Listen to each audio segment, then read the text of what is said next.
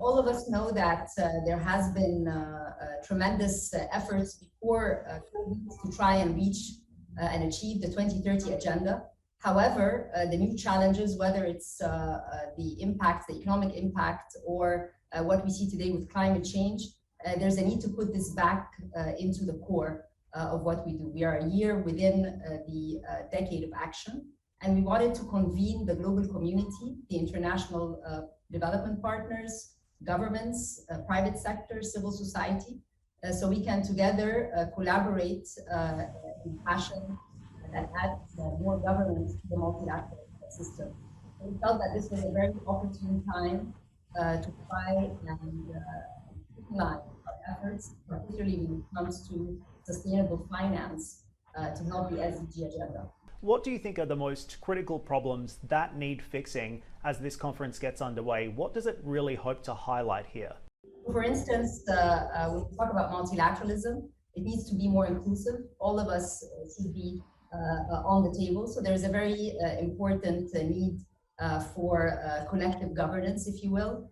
There's also a very important need to try and find innovative ways of financing. We have a huge financing gap for the SDGs. Countries have been stretched. The international community wants to help, but I think the opportunity is, how do we do this? How do we do this in a way that creates complementarities? How do we do this in a way that also creates synergies between the different country experiences that can be scaled out to other countries?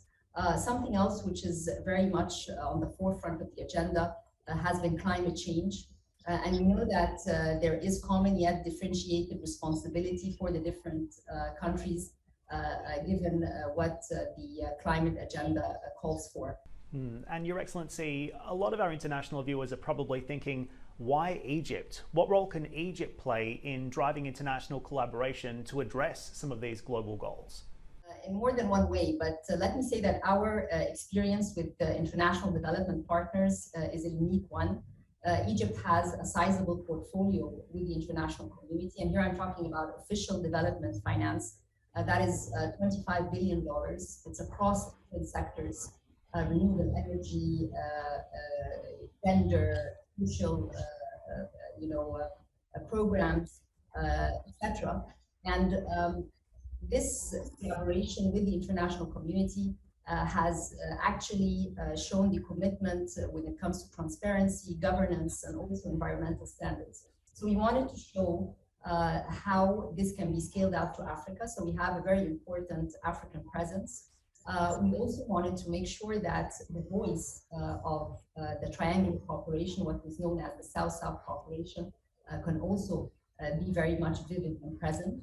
And we aim at the end to come out with a communique, a Cairo communique, that basically highlights elements of multilateralism, elements of financing for SDGs, private sector engagement, and this is a huge element on the agenda, and also this climate debate